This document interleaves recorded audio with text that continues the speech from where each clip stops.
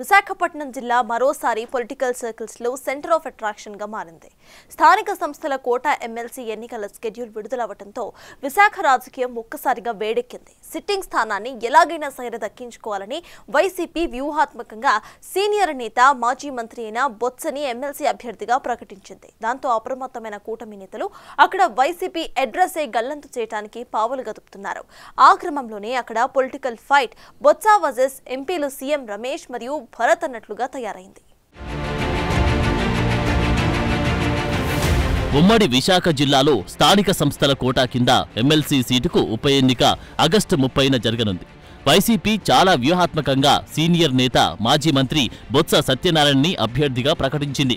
మొత్తం 830 ఓట్లు ఉన్న స్థానిక సంస్థల ఎన్నికల్లో ఇప్పటికీ వైసీపీకి 615 ఓట్లు, టీడీపీ కూటమికి 215 ఓట్లు ఉన్నాయి. ఈ రెండు పార్టీల మధ్య ఓట్ల తేడా 400 దాకా ఉన్నప్పటికీ ఇంకా అభ్యర్థిని ప్రకటించని కూటమి నేతలు మాత్రం విజయంపై ధీమా వ్యక్తం చేస్తున్నారు. వైసీపీ నుంచి సీనియర్ నేత ఉత్తరాంధ్ర రాజకీయాల్లో పట్టున్న బొత్స సత్యనారాయణ బరిలోకి దిగడంతో ఆయన తనదైన వ్యూహాలతో పార్టీ నేతల్ని కాపాడుకోవడానికి క్యాంపు రాజకీయాలకు తెరలేపుతున్నారు. మరోవైపు కూటమిలో చూస్తే ఉమ్మడి విశాఖ జిల్లాకు ఏకైక మంత్రిగా వంగలపూడి అనిత ఉన్నారు. ఆమె మీదనే ఎమ్మెల్సీ ఎన్నికల బాధ్యత పడే పరిస్థితి కనిపించింది. ఇలాంటి తరుణంలో వైసీపీ బొత్స లాంటి సీనియర్ని అభ్యర్థిగా ప్రకటించి మంత్రికి పెద్ద సవాలు విసిరింది. ఇలాంటి సిచ్యుయేషన్లో ఉమ్మడి జిల్లాకు చెందిన Visakha TDP MP Bharat, Anakapalli BJP MP CM Ramesh తెర వెనుక మంత్రాంగం మొదలుపెట్టి సడన్ గా ఫోకస్లోకి వచ్చారు. నందమూరి బాలకృష్ణ చిన్నలుడైన భరత్ ఎంపీ ఎన్నికల్లో అద్భుత విజయం సాధించారు. ఆ ఎన్నికల్లో బొత్స సత్యనారాయణ సతీమణి బొత్స ఝాన్సీపై 5 లక్షల పైచిలకు మెజారిటీతో భరత్ రికార్డు విజయం సాధించారు. విశాఖ లోక్సభ సెగ్మెంట్ పరిధిలోని 7 అసెంబ్లీ నియోజకవర్గాల స్థానిక సంస్థల్లో వైసీపీ పాలక వర్గాలే ఉన్నాయి. విశాఖ మున్సిపల్ కార్పొరేషన్లోని కార్పొరేటర్లతో సహా జడ్పీటీసీలు, ఎంపీటీసీల్లో వైసీపీ వారే మెజార్టీ సంఖ్యలో ఉన్నారు. లోకల్ బాడీస్లో అంత బలమున్నా ఎక్కడా వైసీపీ నేతలు భరత్ హవాను తట్టుకోలేకపోయారు.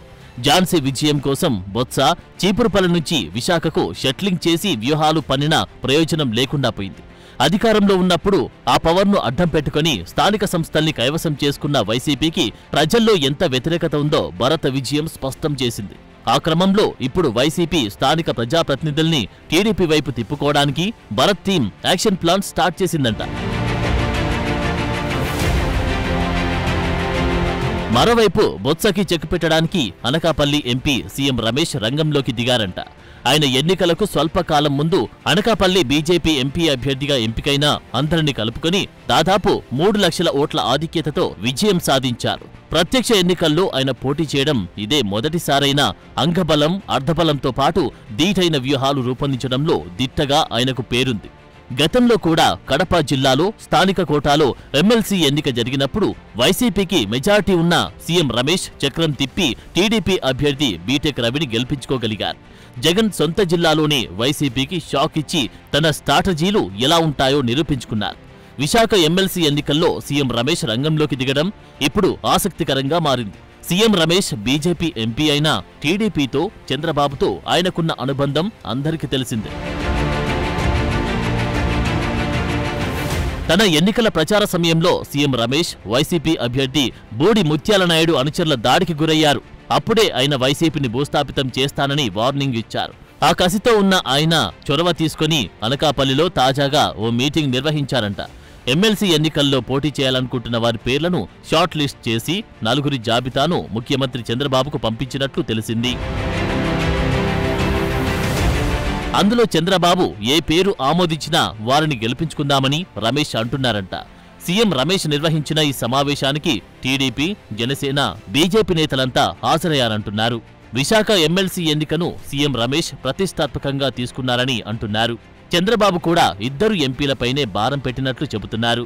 ఆ క్రమంలో కూటమి అభ్యర్థి ప్రకటన అతి త్వరలోనే ఉంటుందంటున్నారు. సాధారణంగా స్థానిక సంస్థల ప్రతినిధులు రాష్ట్రంలో అధికారంలో ఉన్న పార్టీ వైపే మొగ్గు చూపుతారు. అదీ కాక జగన్ ప్రభుత్వంలో లోకల్ బాడీస్ కు నిధులివ్వకుండా పూర్తిగా నిర్లక్ష్యం చేశారన్న అసంతృప్తి నాయకుల్లో ఉంది. మరోవైపు విజయనగరం జిల్లాకు చెందిన బొత్సాని విశాఖలో బరిలోకి దింపడంపై జిల్లా వైసీపీ ముఖ్య నేతలు అసంతృప్తితో రగిలిపోతున్నారు. విశాఖలో నాయకులు లేనట్టు పొరుగు జిల్లా నేతను తీసుకురావడం ఏంటని ఆగ్రహం వ్యక్తం చేస్తున్నారు. ఇలాంటి పరిస్థితుల్లో అనకాపల్లి, విశాఖ ఎంపీలు ఈ ఎన్నికలపై ప్రత్యేక ఫోకస్ పెడుతూ ఉండడం మరింత ఆసక్తికరంగా మారింది. వైసీపీలో బొత్స అభ్యర్థిత్వం పట్ల అసంతృప్తి ఆయనకు ఖచ్చితంగా మైనస్ అయ్యే పరిస్థితి కనిపిస్తోంది. ఇన్ని ఈక్వేషన్ల మధ్య ఎమ్మెల్సీ ఎన్నికల్లో స్థానిక సంస్థలు వైసీపీకి షాక్ ఇవ్వడం ఖాయమన్న అభిప్రాయం వ్యక్తమవుతుంది. మరి ముఖ్యమంత్రి చంద్రబాబు నమ్మకాన్ని ఎంపీలిద్దరూ ఎంతవరకు నిలబెట్టుకుంటారో చూడాలి.